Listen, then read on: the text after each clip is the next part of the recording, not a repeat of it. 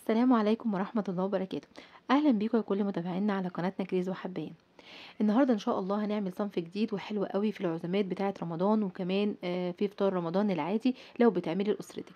معايا لحمة، ومعايا ربع كوباية من الزيت، وكوباية من الزبادي، ومعايا 3 معالق من الصلصة. التوابل هيبقى معايا ملح وفلفل وكمون وبابريكا وبصل بودرة وكركم. انا مستعمله هنا تقريبا معلقه صغيره من كل التوابل دي، وده كمان بيتوقف على كميه اللحمه اللي حضرتك بتستعمليها او بتعمليها. هحط بقى المكونات كلها على بعض. عاوزه اقولك ان الوصفه دي حلوه قوي لو انت عندك هتعملي لحمه بدل ما تعمليها مسلوقه. هتعمليها بالطريقه دي ولادك هيحبوها جدا.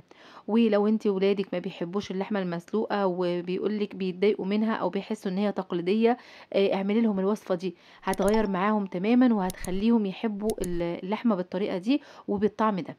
حطيت بقى كل المكونات على بعضها. انا كنت شلت بصراحه كميه من الزبادي، يعني معلقه من الزبادي، وبعد كده رجعت غيرت رايي وقلت احطها عشان تبقى، طبعا الزبديه هنا بتساعد على ان هي بتهري اللحمه شويه وبتخلي انسجتها طريه كده، فبتساعدها ان هي تستوي بسرعه.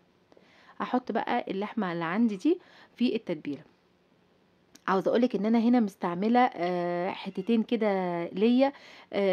بتدي طعم حلو قوي اما ما بتتشوي كده في الفرن، ومع كميه اللحمه بتديني طعم حلو قوي. لو اللحمه عندك حمرا ومش سمينه، حاولي ان انت تحطي حتتين سمين كده. هتديها طعم حلو. انا المفروض هنا كنت غرستها قبل ما احطها في التتبيله، بس انا كنت نسيت، فما فيش اي مشكله. جبت السكينه وبدات اعمل فيها فتحات كده عشان طبعا التتبيله تدخل جواها كده وتبقى طعمها حلو قوي. طبعا انا المفروض ان هي هتقعد في التتبيله اقل حاجه 4 ساعات، ولو انت مستعجله عليها ممكن 3 ساعات. ماشي شغال، بس يا سلام بقى لو عملتيها من بالليل هتديكي طعم تحفه.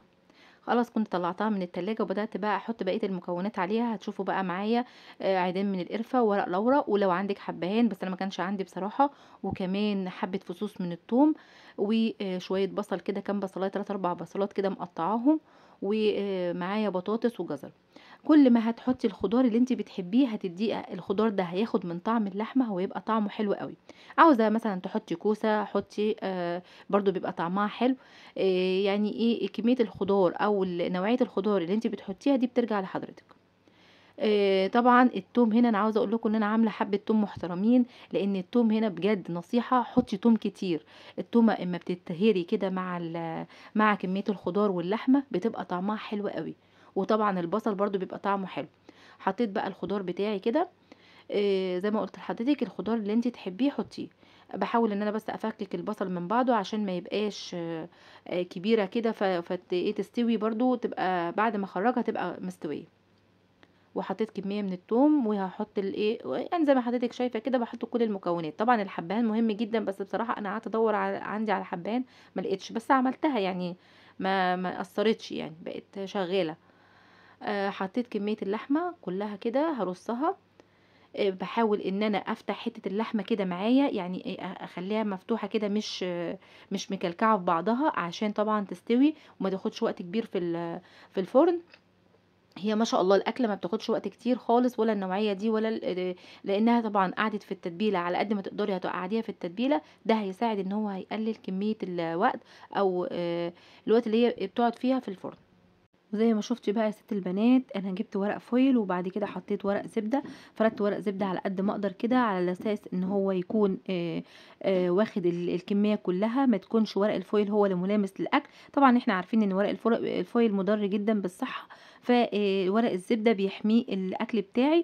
وبعد كده هقفل عليه بالورق الفويل كويس جدا من كل الجوانب. انا طبعا حاطه ورقه بالطول وورقه بالعرض عشان اعرف اقفل عليها كويس قوي. وكمان هاجيب ورقة من فوق أقفل عليها كويس قوي، عشان أنا عاوزة أكتم البخار. عشان البخار ده اما بيتكتم بيساعد إن الحاجة تستوي بسرعة، وما تاخدش كمان وقت كبير في الفرن. طبعا أنا في الوقت ده وأنا بجهز فيها أنا مشغلة الفرن على درجة حرارة عالية، عشان هيدخل على درجة حرارة عالية تقريبا 200.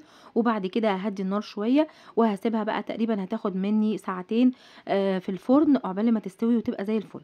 كده انا كنت سبتها وطلعتها، بس عاوزه اقول لكم ان انا كنت مطلعاها حالا وبفتحها قدامكم كده، لان احنا كنا مستعجلين عليها عشان الفطار. فبصراحه بصوا كميه البخار اللي طالعه منها، انا ما كنتش عارفه حتى افتح الورقه من السخونيه بتاعتها ومن البخار اللي طالع منها. ما شاء الله اللحمه استوت والخضار بتاعي استوى وبقى زي الفل طبعا. مش عاوزة اقول لكم يا جماعة ان الخضار اللي محطوط مع اللحمة طعمه جميل جدًا ازاي، فعشان كده باقول لِك بجد لازم تزوّدي في الخضار، وأي خضار بتحبيه حطيه تحت اللحمة، هيبقى طعمه حلو أوي ما هياخد من طعم اللحمة. البصلاية مع التومية مع شوية البطاطس اللي اتحطوا بصراحة طعمهم تحفة. بُصّوا أنا باحاول اوريها لكم، هي باقول لكم سخنة جدًا يعني إيه، فأنا مش عارفة أمسكها بصراحة، بس حاولت إن أنا أطلّع لكم حتة كده هي فعلًا مستوية خالص وزي الفل. يا رب إن شاء الله الوصفة تكون عجبتكم، وتجربوها كده وتبقى صنف حلو في عزومات رمضان، وإن شاء الله أشوفكم في فيديوهات جاية كتير. يا ريت بقى ما تنسوناش في اللايك وتشتركوا في القناة وتفعلوا زر الجرس عشان يوصل لكم كل جديد بننزله بإذن الله، وأشوفكم في فيديوهات جاية كتير، وأترككم في رعاية الله وأمنه، والسلام عليكم ورحمة الله وبركاته.